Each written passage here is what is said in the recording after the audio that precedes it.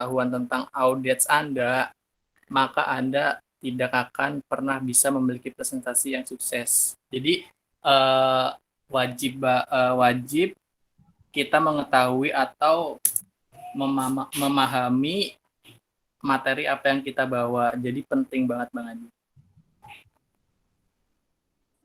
Menganalisis atau audit terlebih dahulu materi yang akan kita bawa. Gimana Bang Adi? Oke, baik Bang Maul. Iya, jadi untuk antisipasi audiens kan peserta ya. Jangan audiensnya bagian militer di dalam staf angkatan darat misalkan kita presentasi tentang perkebunan, berarti nggak nyambung kan. Jadi harus siap sesuai dengan konteks yang telah ditetapkan. Gitu. Dianalisa dulu nih kalau militer enaknya kita presentasi atau yang dibahas apa ya. Jangan kita membahas tentang hal-hal yang tidak ada hubungannya dengan militer, nggak nyambung nanti. Jaka Sembung bawa es buah ya. Oke deh, clear ya Pak. Siapa tadi? Adi Kurniawan. Iya Pak, terima kasih jawabannya Bang Maul. Ya, sama Adi. Silakan. Yang terakhir nih dari Anjeli.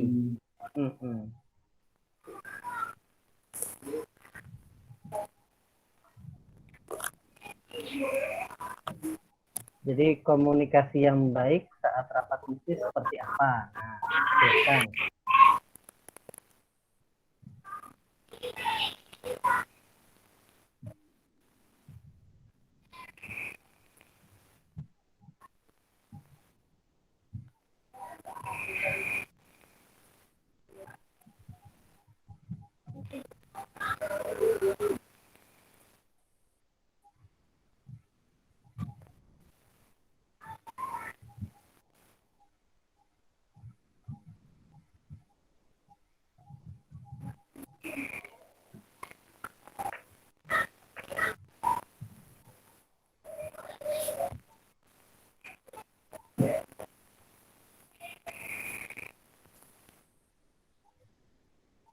Iya, satu pertanyaan lagi silakan. Sebentar. Ada Eki, mana Eki nih? Eki bisa bantu? Sudah masuk Eki di sini? Oke, enggak ada ya. Silakan Mega dan Ahmad Behaki.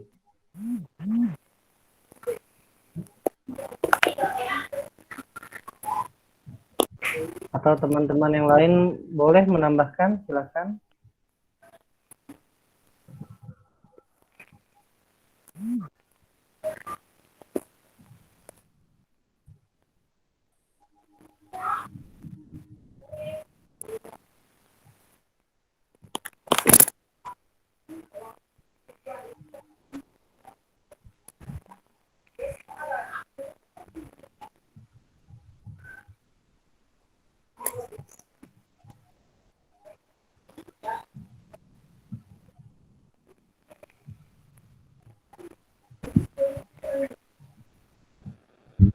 Bang Mau. Ya. Itu Eki mau jawab tuh kayaknya. Oke.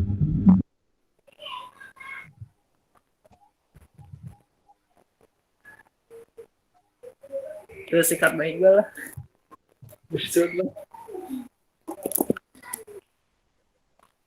Iya. Silakan.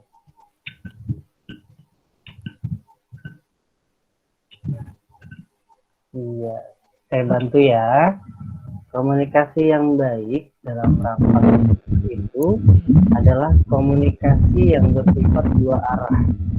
Dimana kalau dua arah ini bisa memberikan solusi. Jadi kalau ada yang ada pertanyaan bisa langsung dijawab dan diberikan solusinya kepada yang berkepentingan. Nah, bagaimana Pak kalau misalkan komunikasinya satu arah? Nah, namanya ceramah ya kalau satu arah ya. Kayak sholat Jumat tuh namanya ceramah, komunikasi satu arah. Nah, namanya rapat harus dua arah biar satu sama lain saling mengerti dan paparan serta pendelegasian tugas dapat dijalankan dan dapat searah dengan tujuan organisasi. Seperti itu. Bagaimana Anjeli?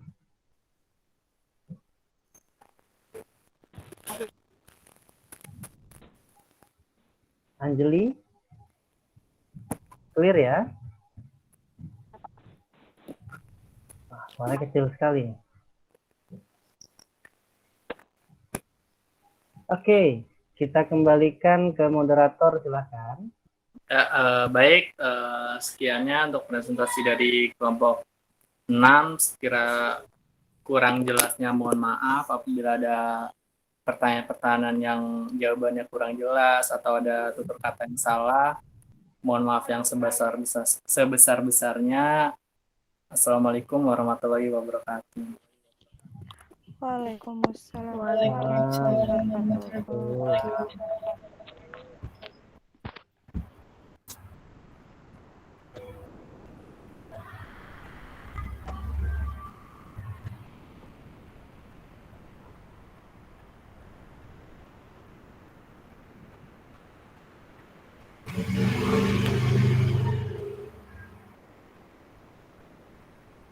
Iya. Kelompok berikutnya kelompok 7. Ada siapakah saja di sana?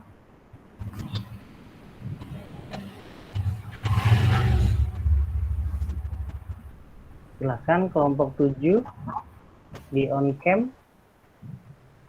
Biar saya bisa lihat siapa saja ini. Nah, Odeta saya baru lihat ini. Baru kenal saya ini. Ukti di kelas kita, Pak. Iya. Ada Nur Hafifah, ada Odeta ya. Siapa lagi?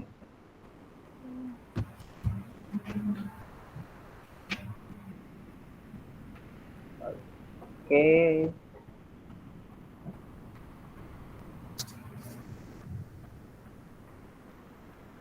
Oke, Rahma ya. Siapa aja kelompoknya? Silakan sebutkan.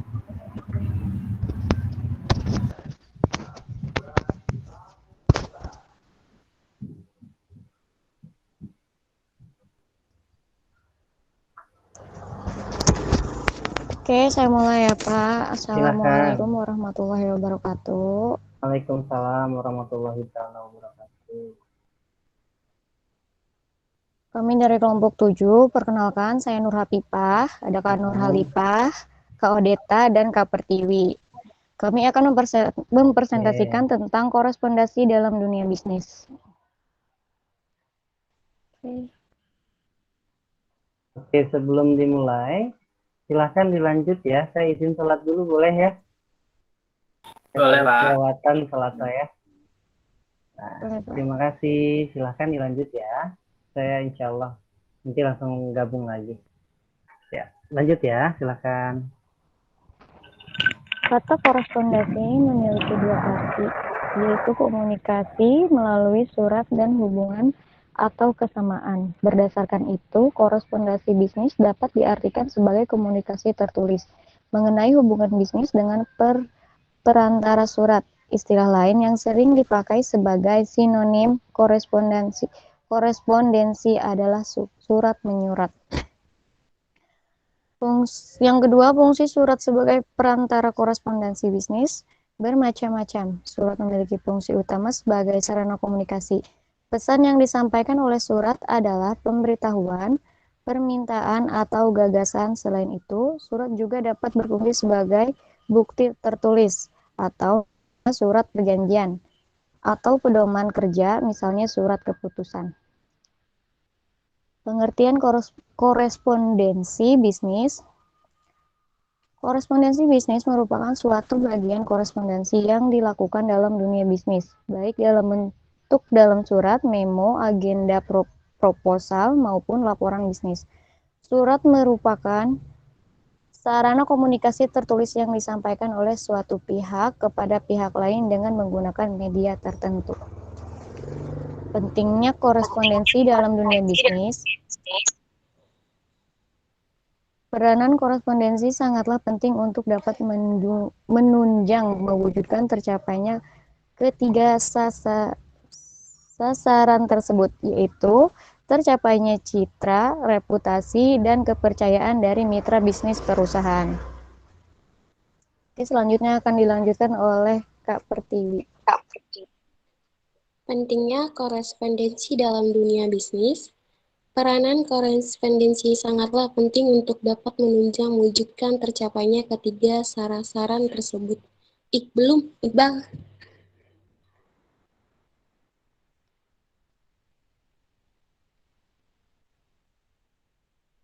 Baru slide apa ya? Unsur-unsur kirim surat ini surat dalam mengidentifikasi asal surat tersebut.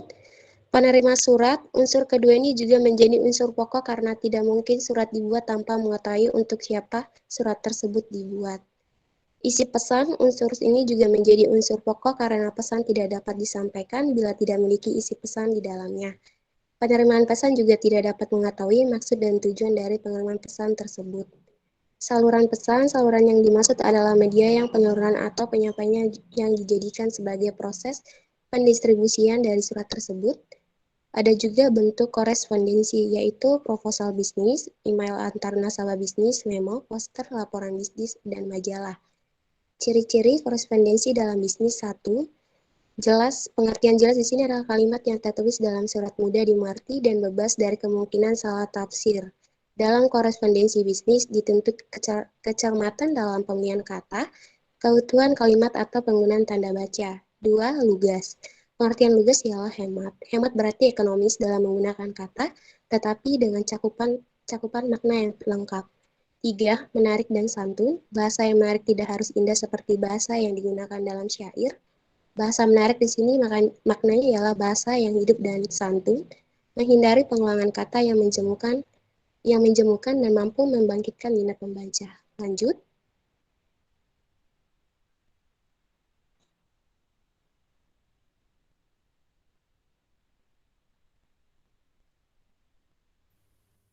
Siapa saja yang terlibat dalam korespondensi bisnis. Adapun pihak-pihak yang terlibat dalam proses korespondensi antara lain terbagi menjadi 4. Yang pertama, koresponden, pihak yang mengirim surat ataupun yang mendatangkan surat. Yang kedua, redaktur adalah orang yang menulis dan menyusun surat. Yang ketiga, sekretaris, orang yang membantu direktur dalam menyusun proses korespondensi. Dan yang terakhir, juru ketik.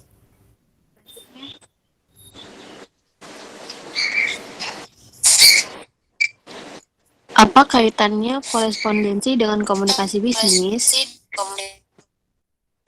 Kaitan korespondensi dengan kegiatan komunikasi bisnis adalah korespondensi merupakan bagian dari komunikasi bisnis.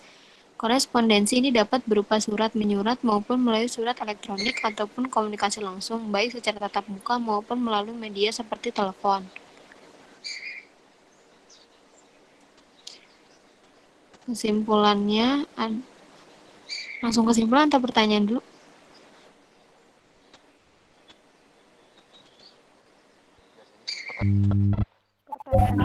Pertanyaan dulu aja kali ya, Mas.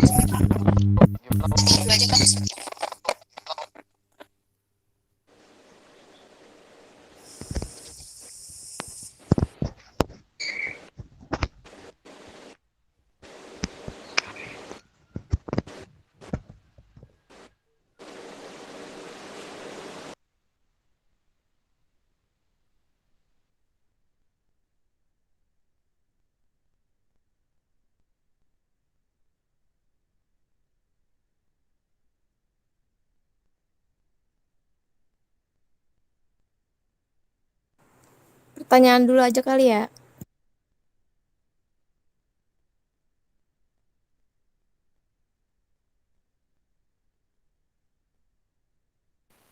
Boleh yo, siapa yang mau nanya yuk? Iya, pertanyaan dulu aja, baru nanti Tanya dong. Tanya. Izin bertanya. Ya, Oke, Tanya. Arlan, ayo. ada pertanyaan dari Bang Maul. Ya, Arlan, ya, Arlan. Apa?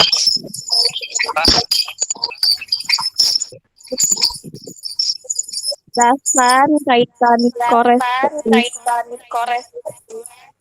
dengan kegiatan komunikasi bisnis.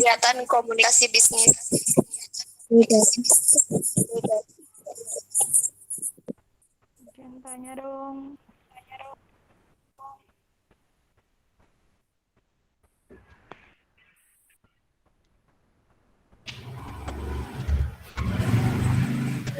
Kawan, pertanyaannya boleh ulang lagi, kawan? Oke. Jelaskan. Bentar. Bentar ya. Oke. Jelaskan. Jelaskan Jelaskan apa? kaitan Kaitan, korespondensi korespondensi. Ya, bentar. Korespondensi. Terus? dengan kegiatan komunikasi bisnis. Dengan kegiatan. Komunikasi bisnis. Oke.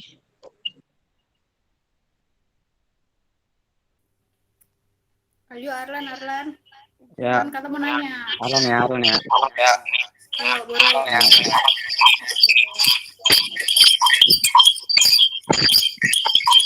Baik banget. Sebagai mahasiswa, apa arti penting korespondensi bisnis bagi kita? Apakah perbedaan dan persamaannya budaya tulis menulis karya ilmiah di perguruan tinggi? Oke deh.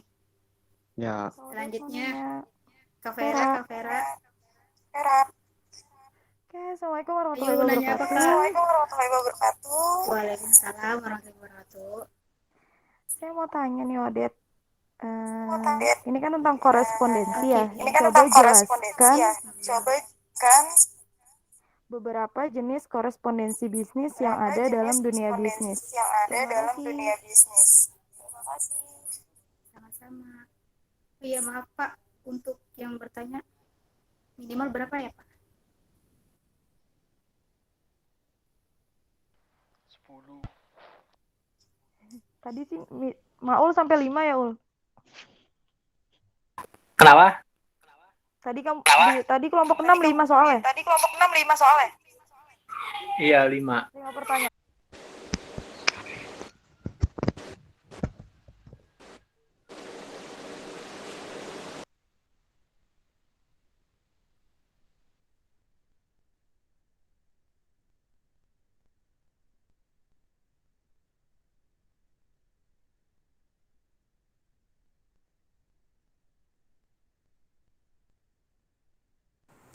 Pertanyaan dulu aja kali ya.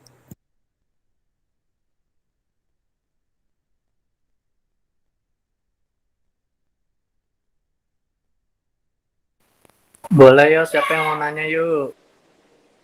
Iya, pertanyaan dulu aja, baru nanti kita Tanya dong.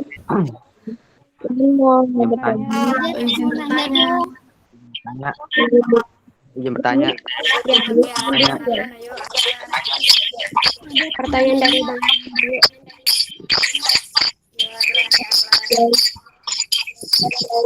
Apa?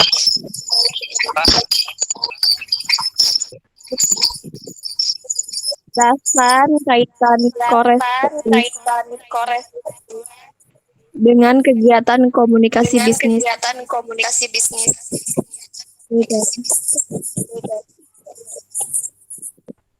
Jangan tanya dong.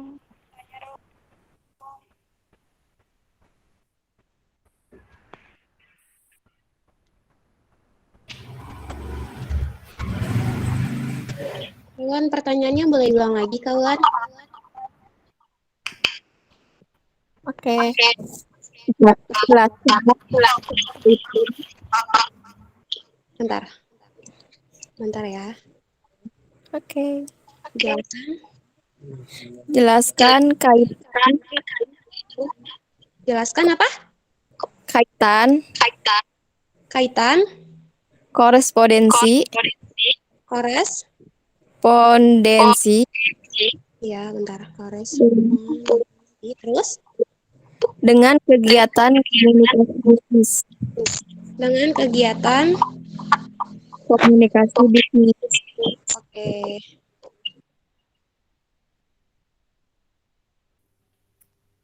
Ayo Arlan. Ya, Kan kata mau nanya. Arlan ya. Ayo, buru.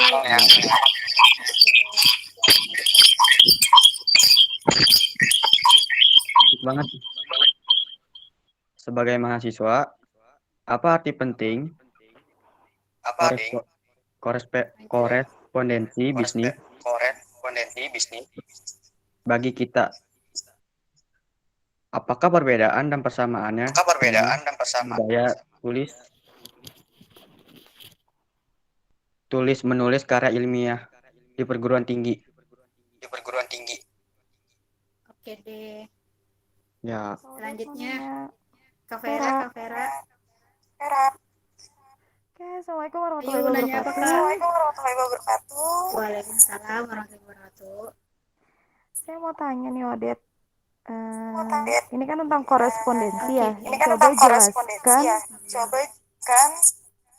beberapa jenis korespondensi bisnis yang ada dalam dunia bisnis. Terima kasih. Sama-sama. Iya, maaf Pak, untuk yang bertanya minimal berapa ya Pak? 10. Tadi sih Maul sampai 5 ya, Ul? Kenapa? Tadi kelompok 6 5 soalnya. Iya, 5. 5 pertanyaan. Iya, 5.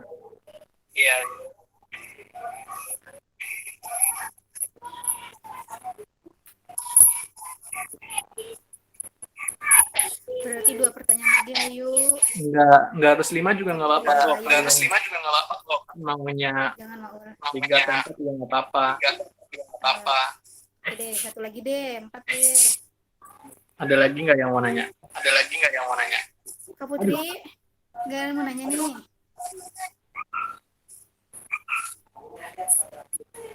Nanyain kabar Odet aja tuh. Yuk, nanya yuk, Guru. Nggak jadi Guru deh. nanya Odet mau tidur. Wajar.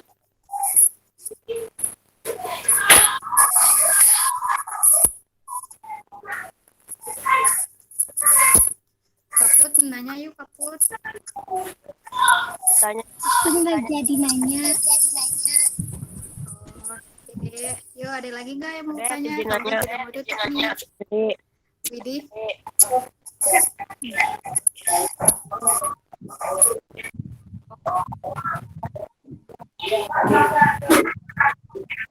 Odet izin bertanya.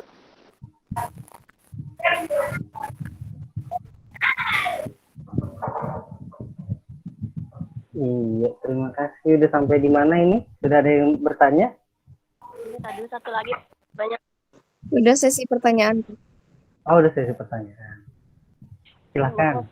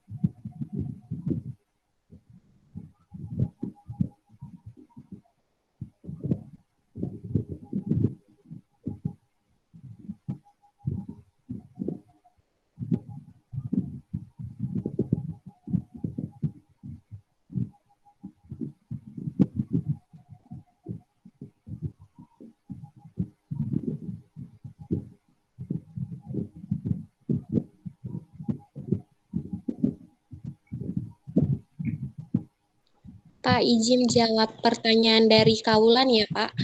Oh, silahkan. Kaulan. Silahkan, Pi. Ya.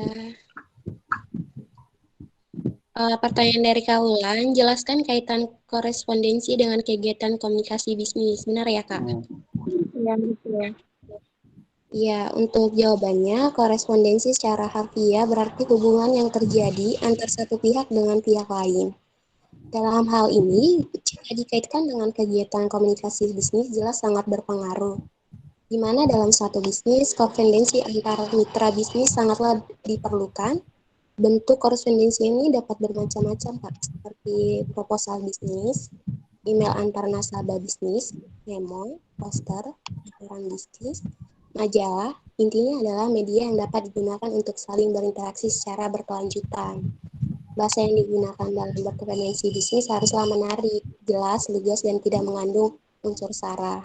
Kegiatan korespondensi biasanya sangat bermanfaat dalam menjalankan suatu bisnis. Di antaranya itu ialah mempromosikan produk pada rekan bisnis, membina hubungan baik terhadap rekan bisnis merasa diperhatikan dan nyaman dengan pelayanan korespondensi. Untuk jawabannya jelas, Kak Wulan? Ya, oke. Jelas. Dapat terima kasih ya. Oke, terima kasih, Kak Wulan.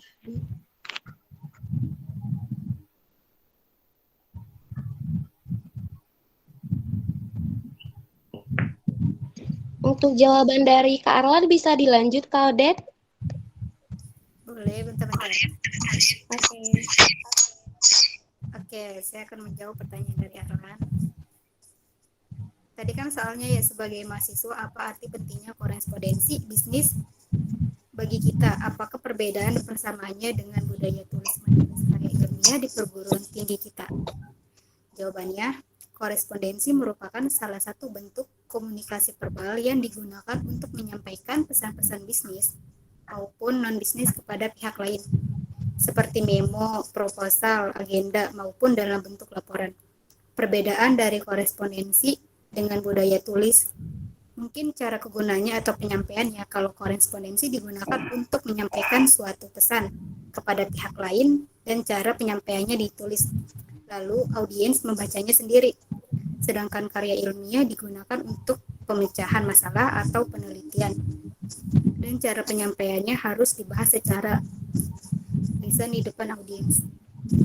Persamaan dari korespondensi dengan budaya tulis, mungkin cara pembahasannya. Dalam pembahas korespondensi, penulisnya harus mendetail agar isi pokok permasalahannya bisa dimengerti dengan baik oleh audiens. Seperti halnya pula menulis karya ilmiah, penulisannya harus mendetail tentang apa yang dibahas agar audiens dapat mengetahui isi pokok permasalahannya dengan baik. Sudah cukup jelas, Arlan? Ya, sudah cukup. Oke deh. Terima kasih. Selanjutnya bisa dilanjutkan.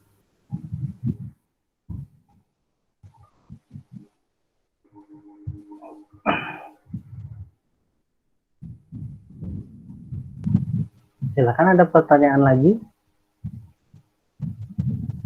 Ada, Pak, pertanyaan dari Kak Vera. Kak Vera, oke. Ya, Kak Vera, aku bantu jawab ya untuk pertanyaannya, Kak Vera. Ya, Pratiwi. Iya, untuk pertanyaannya kan bagaimana peranan korespondensi dalam bisnis, benar ya, Kak? Ya, untuk jawabannya itu ialah menciptakan surat yang baik, Kak, jelas dan tepat. Yaitu artinya itu dalam kehidupan sehari-hari, kesalahan penulisan berbagai surat masih banyak terjadi. Misalnya, susunan kalimat nih yang tidak lengkap, tanda baca yang tidak teratur atau tidak benar, tata bahasa tidak teratur dan salah mengadopsi bentuk dan model surat.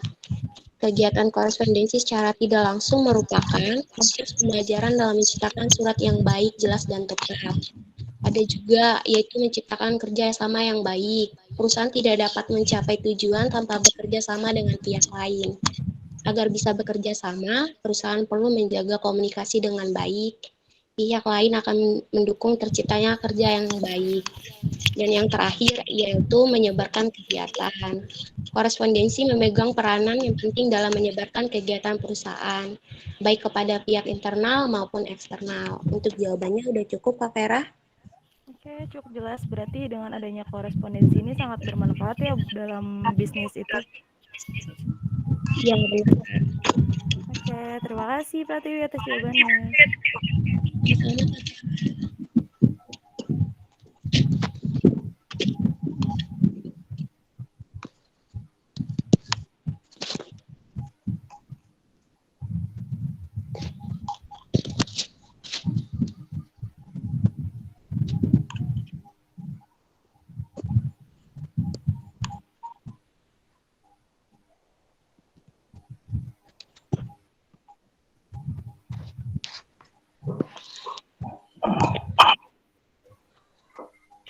Untuk sesi pertanyaan sudah cukup ya Pak ya.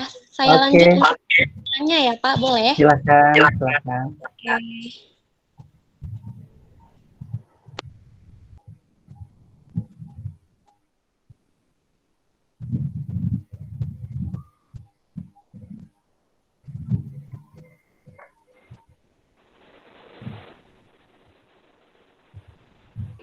Untuk kesimpulannya, kesimpulan ilmu korespondensi memiliki peran vital dalam kelancaran suatu bisnis. Dengan ilmu korespondensi yang memadai akan menjamin proses surat menyurat secara lancar, sehingga perkembangan bisnis dapat melaju cepat dan siap meraup profit secara maksimal. Korespondensi bisnis masa kini diimplementasikan dalam bentuk pembuatan surat-surat menggunakan teknologi informasi. Microsoft Word 2010 merupakan senjata yang paling ideal untuk menyusun surat-surat bisnis secara praktis dan efisien. Dalam menjalankan kegiatan sehari-hari, sebuah perusahaan tidak akan terlepas dari kegiatan surat menyurat. Bahkan boleh dikatakan bahwa kegiatan surat menyurat ini adalah merupakan urat nadi dari suatu perusahaan. Dari arus keluar masuk surat ini kita bisa mengukur frekuensi dan intensitas komunikasi yang berlangsung di suatu perusahaan. Lanjut kesimpulannya, perorganisasian suatu pesan memerlukan pengelompokan ide-ide secara tepat. Ada dua pendekatan organisasional yang cukup mendasar, yaitu pendekatan langsung dan tak langsung. Dengan pendekatan langsung, ide pokok ditempatkan pada bagian terdahulu, kemudian baru diikuti bukti-bukti pendukungnya. Sedangkan pendekatan tak langsung, bukti-bukti pendukung ditempatkan terdahulu, kemudian diikuti dengan ide pokoknya. Pendekatan langsung sangat baik diterapkan bagi pesan-pesan yang akan disampaikan.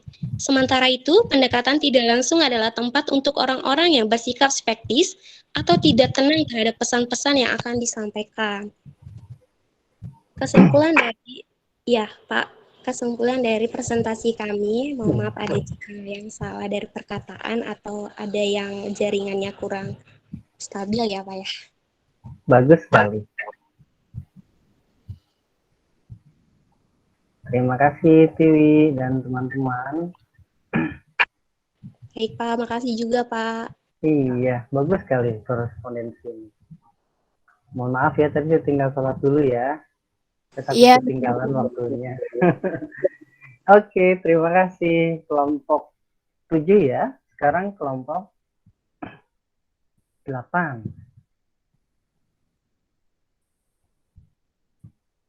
Silahkan kelompok 8 ada siapa aja?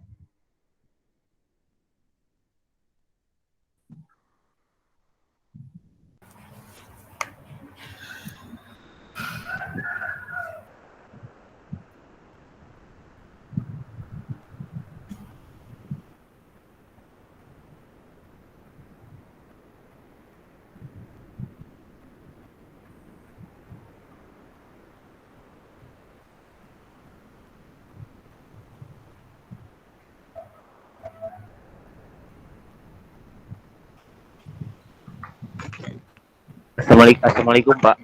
Selamat siang Pak. Selamat siang. Bentar ya Pak, saya akan menampilkan PPT. Iya. Siapa aja pesertanya? Silakan di on cam. Sorry, ini ya. Saya nggak on cam ya Pak, soalnya saya ambil. Iya, tidak apa. Yang lain silakan.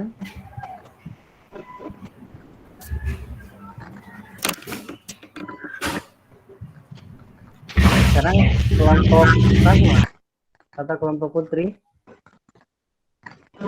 Iya Pak, kelompok 8 Putri. Oh, Putri ya.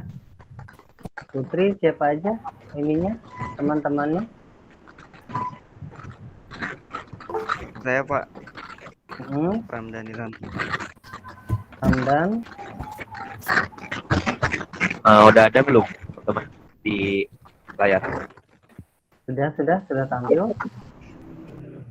Ramdan, Putri, Pupu, sama Rahma ya? Iya Pak, betul Pak.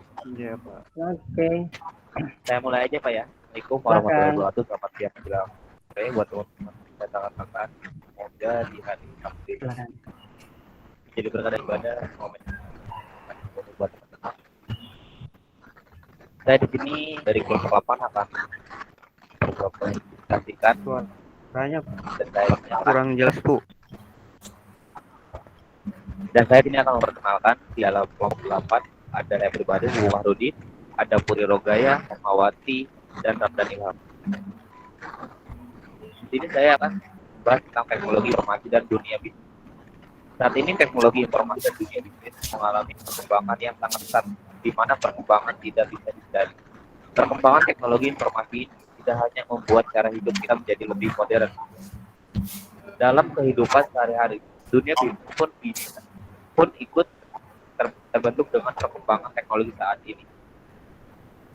Teknologi informasi menjelaskan teknologi apapun yang membantu manusia dalam membuat, mengubah, menyimpan, mengkomunikasikan, dan menyebar informasi.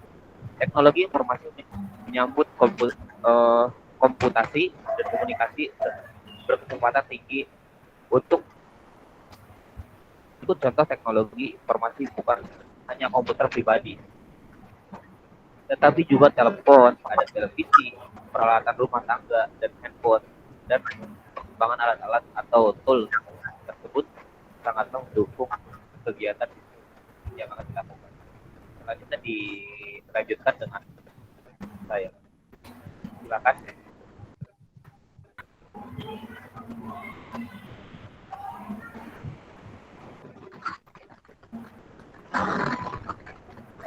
Halo Kak Putri. Pemanfaat. Halo.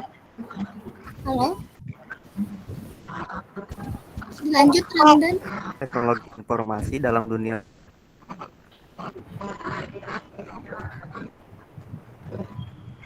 Mohon maaf, mungkin komunikasi Ramdan terkendala, saya lanjutin ya. Salah satu pemanfaatannya yaitu dalam perdagangan, teknologi informasi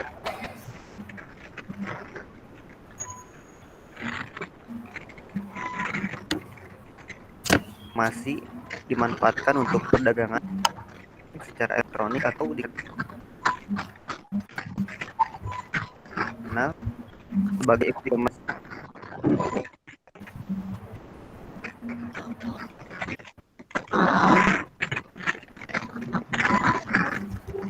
Suaranya putus.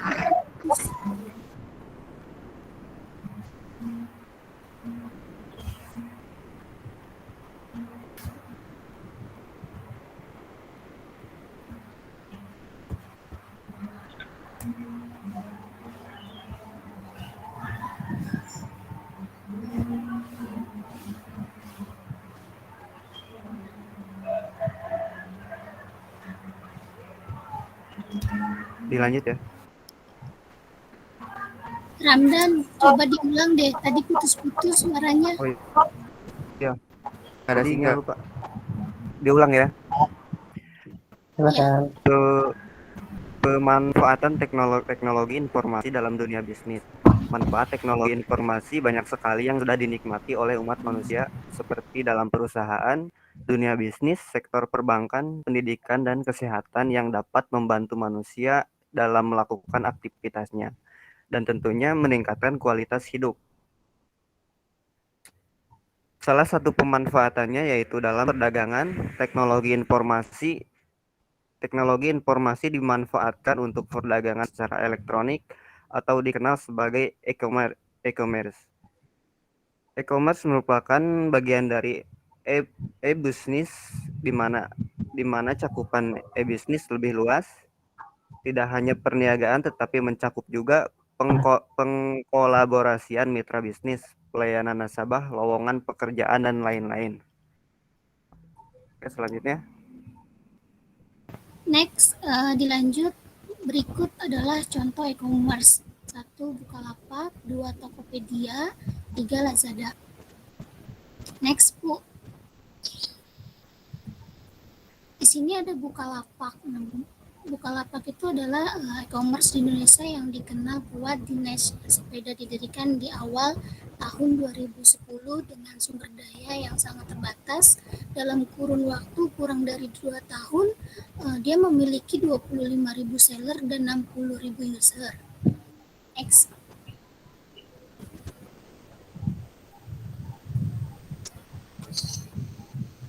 Next, Bu. Selanjutnya, di sini ada Tokopedia.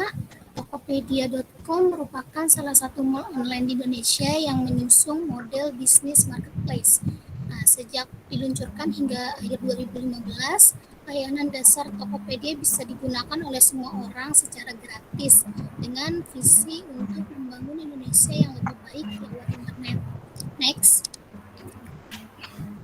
Lazada, lazada.id merupakan bagian dari Lazada Group yang menjadi tujuan belanja online nomor 1 di Asia Tenggara. Lazada Group beroperasi di Indonesia, Malaysia, Filipina, Singapura, Thailand, dan Vietnam. Selanjutnya, dampak teknologi informasi dalam dunia bisnis. Dampak positif. Adanya kemudahan dalam memulai sesuatu bisnis wirausaha dengan munculnya forum-forum jual beli dan media pertemanan karena promosi menjadi lebih mudah dan jaringan marketing lebih luas bahkan sampai luar negeri. Banyaknya minat dari berbagai perusahaan untuk memperluas cakupan bisnisnya di dunia maya. Selanjutnya. B. Dampak negatif.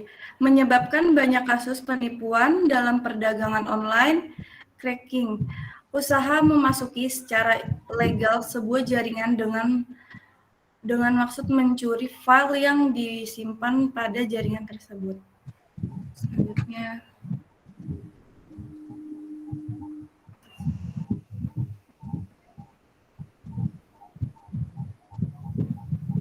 Kesimpulan, teknologi yang semakin maju juga mempunyai dampak positif dan negatif.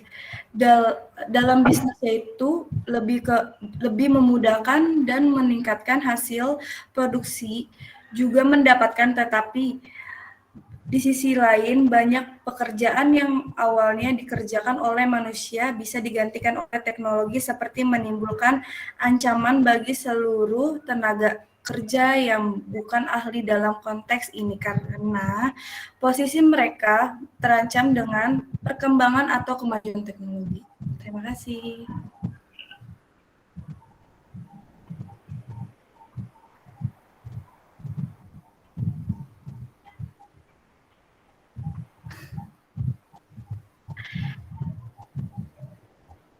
Ada yang mau bertanya? Jika ingin bertanya. Boleh bertanya. Yes. Gak mau Bulan, ya. Ya, Assalamualaikum warahmatullahi wabarakatuh. Saya dari kelompok 10 ingin bertanya, jelaskan bagaimana teknik informasi dapat menghadapi tantangan bisnis yang berkembang. Saat itu Bisa diulangi nggak? Suaranya kurang jelas. Gimana, Wulan? Jelaskan bagaimana teknologi informasi dapat menghadapi tantangan bisnis yang berkembang.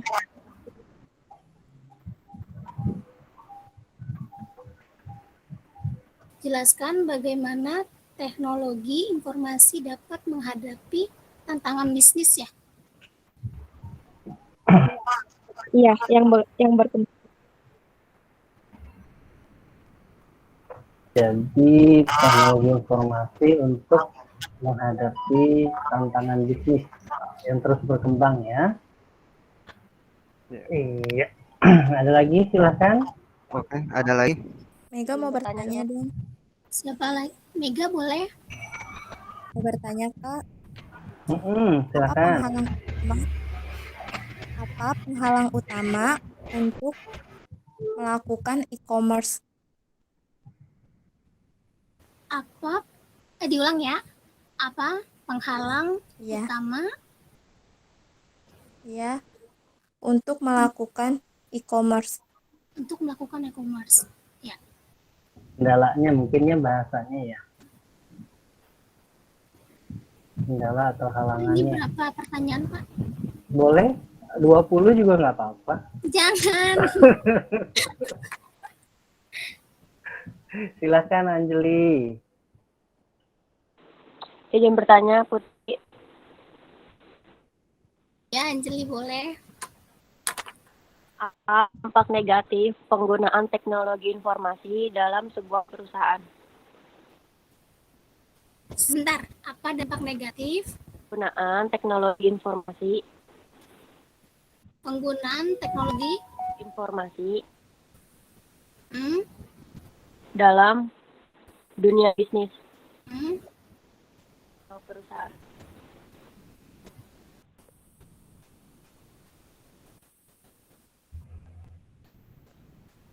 Ini udah berapa nih? Mega, Anjeli. Oke, masih ada yang mau bertanya silahkan. Adi mau nanya lagi, Di.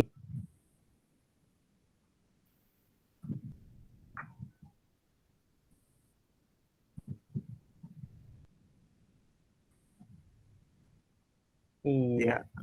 Adi, itu mengangkatkan tangan, mau bertanya? Iya, silakan. Apa pegal doang itu? Yang lain, silakan yang lain.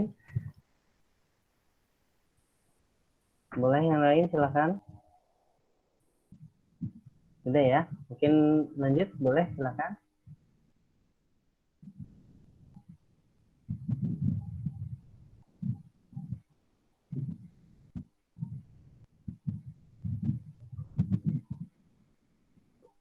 Ini ada lagi yang mau bertanya?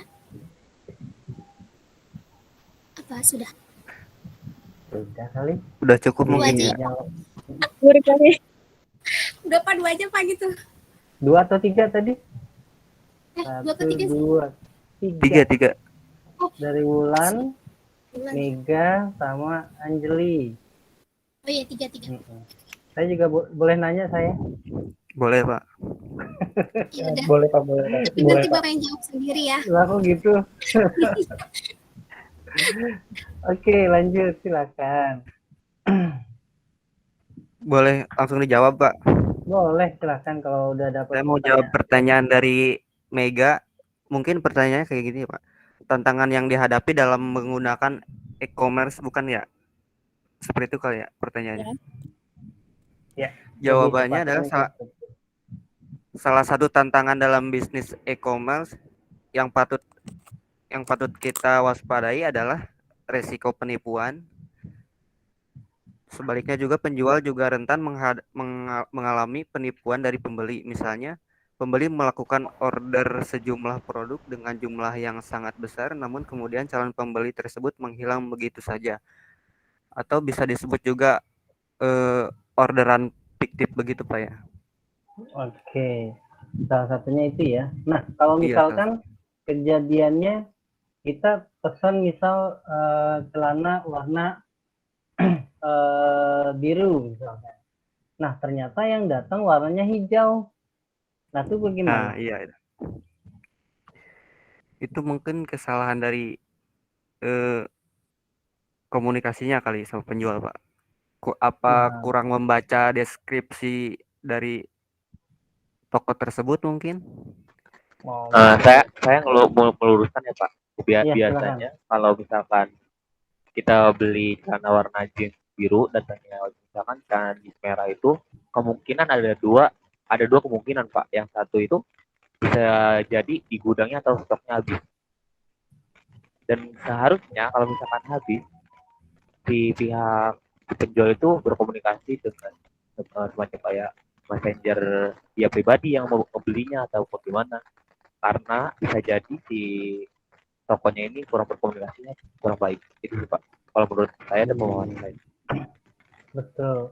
Jadi terkadang egoisme penjual juga harus ditanggulangi ya, di mana kadang-kadang penjual merasa apa yang dia kirim itu sudah benar. Kadang-kadang yang tadi di Pupu sudah jabarkan bahwasanya yang dikirim sudah sesuai dengan pesanan. Padahal stoknya sudah habis, sedangkan yang di gudang yang ada itu warna merah, sedangkan pesanan warna biru. Daripada nggak laku, mendingan yang ada aja dikirim gitu ya. Iya. Biasanya yang toko-toko seperti itu, toko-toko yang kurang bertanggung jawab dan kayak semacam dia mementingkan diri dia sendiri, tidak mementingkan untuk kedepannya gitu Pak. Kalau bagi saya. Iya.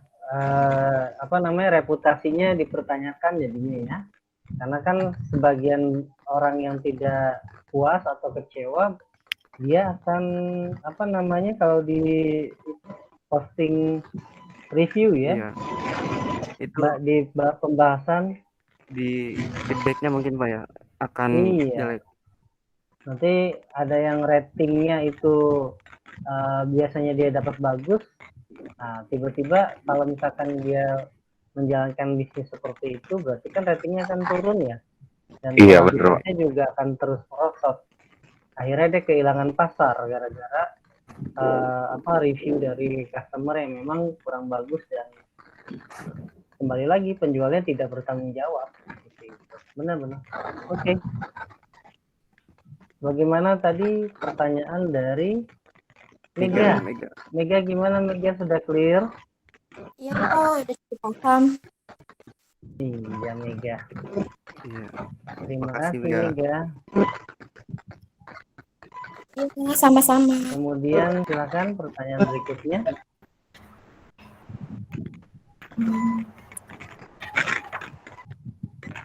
Baik, aku mau pertanyaan dari Kak Ulan. Iya, silakan Kak Ulan. Jelaskan bagaimana teknologi informasi dapat menghadapi tantangan bisnis. Bisnis sekarang tak sedikit yang membutuhkan interaksi skala internasional. Dengan kemajuan teknologi yang sangat cepat, suatu perusahaan dapat dengan mudah mengumpulkan berbagai informasi yang dibutuhkan untuk membuat produksi dan layanan lebih bervariasi dan berguna bagi konsumen. Bisnis sekarang juga banyak yang sudah digitalisasi, sehingga produk dan layanan yang dijual pun dapat dipesan secara online jauh lebih memudahkan konsumen dan memberikan rasa aman dalam berinteraksi. Apakah sudah jelas Kak Ulan jawaban dari saya? Iya, Rahmawati. Jadi teknologi sangat dibutuhkan sekarang ya, apalagi menghadapi tantangan bisnis yang terus berkembang setiap saat. Kita nggak tahu entah 5 atau 10 tahun lagi teknologi itu akan seperti apa nanti berubahnya ya. Bisa jadi dengan ada teknologi aja kita sudah bisa bertatap maya seperti ini ya. Ini salah satu kemajuan teknologi. Nah, dengan dunia bisnis tidak hanya sebatas e-commerce. Nanti mungkin dibutuhkan teknologi yang lebih kreatif dan lebih membangun lagi supaya memudahkan kita untuk melakukan apapun. Contohnya sekarang mau pesan makanan nggak usah ribet-ribet kita keluar ya, pesan GoSend atau Gojek aja udah dibeliin.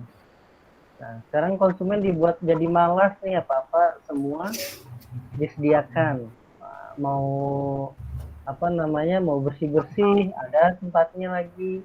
tinggal pesan orang untuk bersih-bersih, bayar, selesai, ya kan? Dan lain-lain juga banyak sekali sekarang yang sudah diwadahi oleh aplikasi. Nah, aplikasi. Sekarang mau apapun tinggal buka aplikasi. Mau yang negatif, mau yang positif, ada aplikasi. Usahakan yang positif-positif saja ya aplikasi yang digunakan ya. Jadi jangan sembarang aplikasi, jangan yang membuat jelek. Nah, ada aplikasi yang memang bisa merusak tapi digemari banyak orang ya. Saya nggak sebut namanya, tapi kalau bisa dikurangi dan dihindarkan. Itu aja supaya kita berpikir selalu jernih ya. Ya, Pak. Oke, tadi pertanyaan dari Kak Wulan. Gimana Kak Wulan? Jawabannya sangat mengerti, cukup. Cukup ya. Lalu mbak ya. Iya. Untuk tahun depan. Kalau Wulan Lebih praktis menggunakan lagi. teknologi dengan bijak atau memang seperlunya saja?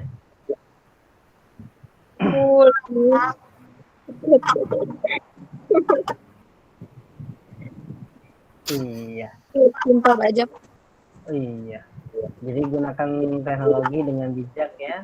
Kalau kita butuh, ambil yang baiknya saja. Yang tidak baik silahkan disortir. Jangan sampai kemajuan teknologi digunakan untuk mencuri uang, untuk mengambil data orang lain, diam-diam mengambil foto. Misalkan saya mau cari Putri nih, saya cari di teknologi di internet, tiba-tiba keluar wajah Putri kan, saya screenshot dari situ. Nah, saya udah dapat wajah Putri. Nanti saya buat akun, saya taruh wajah Putri di sana. Orang tahunya itu Putri atau saya? Putri kan? Nah, jadi harus baik-baik dari sekarang. Penggunaan teknologi harus lebih sewajarnya saja ya. Banyak hacker-hacker yang memang kemampuannya lebih di atas rata-rata. Saya juga pengagum teknologi, tapi saya juga membatasi diri agar tidak terlalu terjerumus. Nah, itu saya sarankan buat teman-teman juga ya. Banyak vandalisme, banyak yang berita palsu apa sebutnya? Lupa saya itu. Hoax ya, ya hoax. Nah, itu hati-hati dengan berita-berita seperti itu ya. Nah, jangan sampai kita terbawa dan percaya. Nah, sekarang banyak yang di media sosial, baik media sosial ataupun dari chat-chat pribadi ya, yang disebar-sebar itu. Nah, kadang-kadang yang penyebarnya itu nggak tahu, dia hanya teruskan lagi, tapi tidak tahu siapa yang awal dari penyebaran itu. Nah, itu perlu ditelusuri. Kadang ada baiknya, kadang tidak. Jadi harus fleksibel dan bijaksana. Ya. Oke, silakan pertanyaan terakhir ya. Dari Anjeli, silakan. Dari Kak Anjeli ya.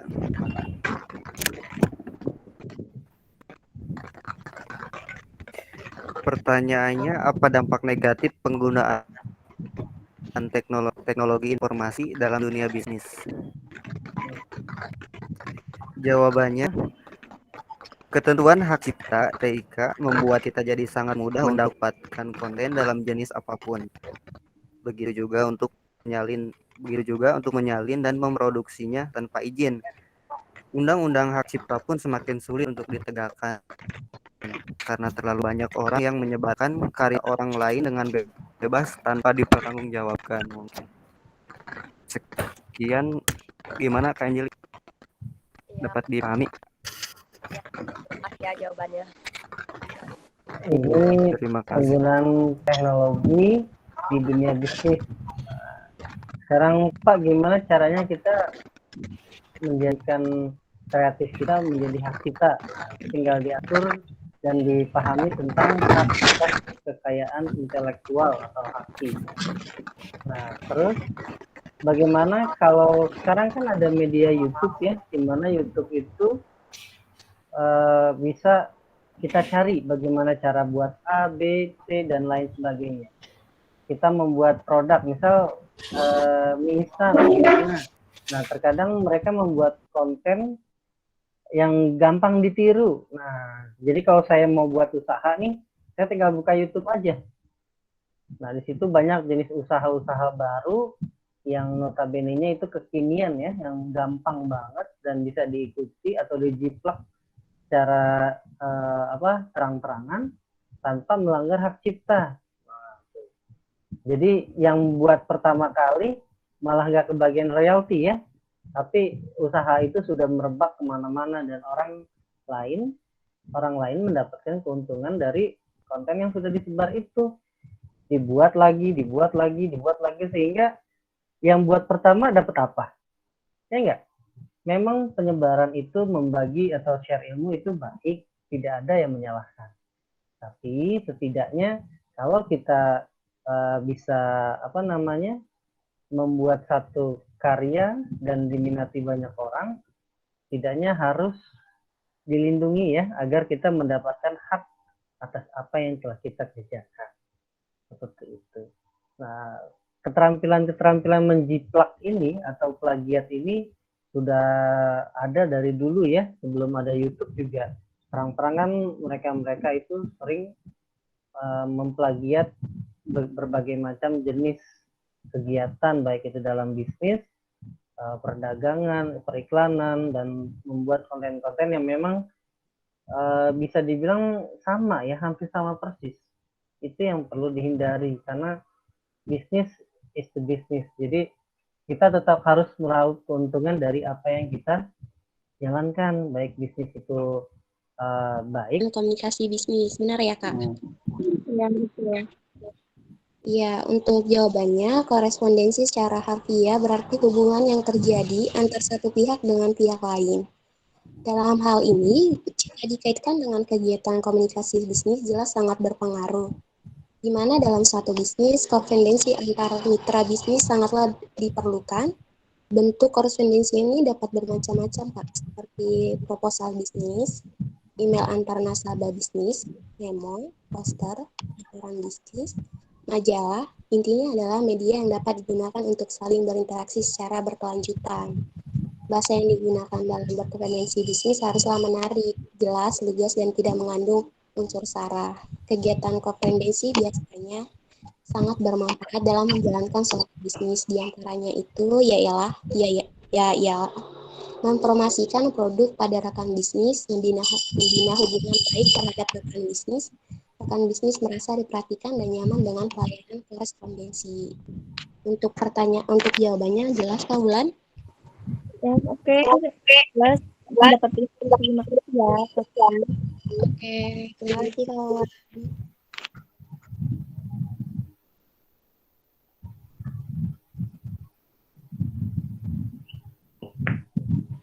Untuk jawaban dari Kak Arlan bisa dilanjut Kak Odet? Boleh, bentar-bentar. Oke. Oke, saya akan menjawab pertanyaan dari Arlan. Tadi kan soalnya ya, sebagai mahasiswa, apa arti pentingnya korespondensi bisnis bagi kita? Apakah perbedaan dan persamaannya dengan budaya tulis menulis karya ilmiah di perguruan tinggi kita? Jawabannya, korespondensi merupakan salah satu bentuk komunikasi verbal yang digunakan untuk menyampaikan pesan-pesan bisnis maupun non-bisnis kepada pihak lain, seperti memo, proposal, agenda, maupun dalam bentuk laporan. Perbedaan dari korespondensi dengan budaya tulis, mungkin cara kegunaannya atau penyampaiannya. Kalau korespondensi digunakan untuk menyampaikan suatu pesan kepada pihak lain dan cara penyampaiannya ditulis, lalu audiens membacanya sendiri. Sedangkan karya ilmiah digunakan untuk pemecahan masalah atau penelitian, dan cara penyampaiannya harus dibahas secara lisan di depan audiens. Persamaan dari korespondensi dengan budaya tulis, mungkin cara pembahasannya. Dalam pembahas korespondensi, penulisnya harus mendetail agar isi pokok permasalahannya bisa dimengerti dengan baik oleh audiens. Seperti halnya pula menulis karya ilmiah, penulisannya harus mendetail tentang apa yang dibahas agar audiens dapat mengetahui isi pokok permasalahannya dengan baik. Sudah cukup jelas, Arlan? Ya, sudah cukup. Oke deh. Terima kasih. Selanjutnya bisa dilanjutkan.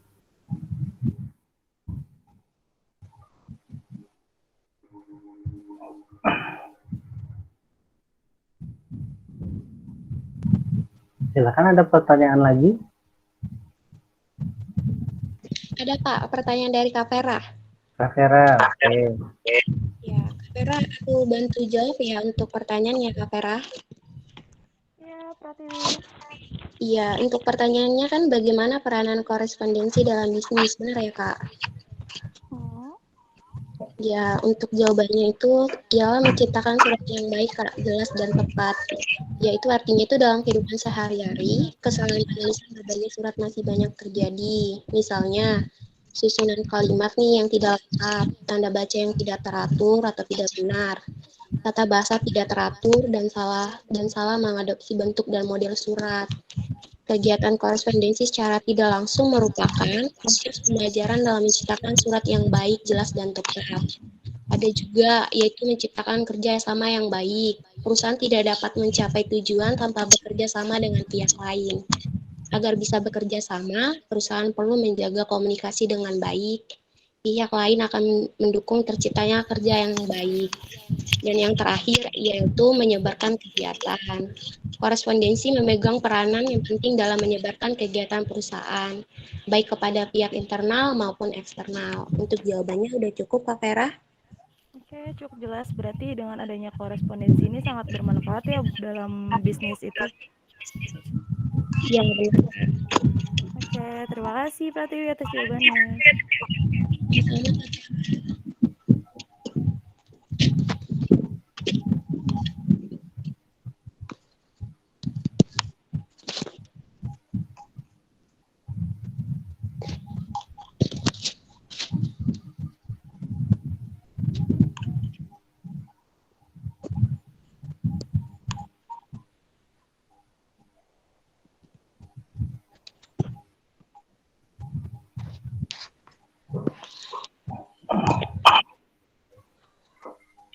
Untuk sesi pertanyaan sudah cukup ya Pak ya. Saya lanjut untuk pertanyaannya ya Pak, boleh? Silakan.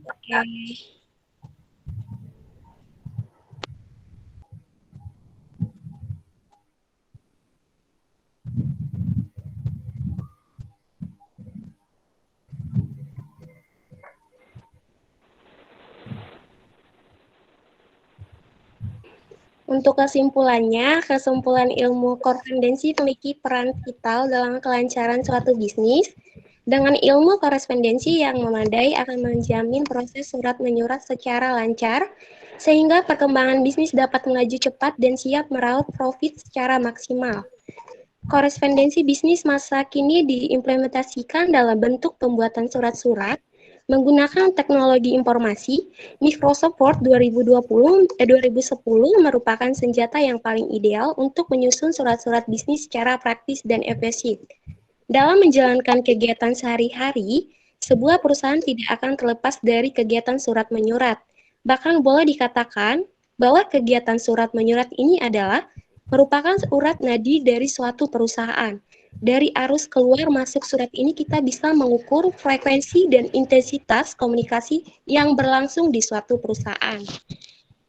Lanjut kesimpulannya, perorganisasian suatu pesan memerlukan pengelompokan ide-ide secara tepat. Ada dua pendekatan organisasional yang cukup mendasar, yaitu pendekatan langsung dan tak langsung. Dengan pendekatan langsung, ide pokok ditempatkan pada bagian terdahulu, kemudian baru diikuti bukti-bukti pendukungnya. Sedangkan pendekatan tak langsung, bukti-bukti pendukung ditempatkan terdahulu, kemudian diikuti dengan ide pokoknya. Pendekatan langsung sangat baik diterapkan bagi pesan-pesan yang akan disampaikan.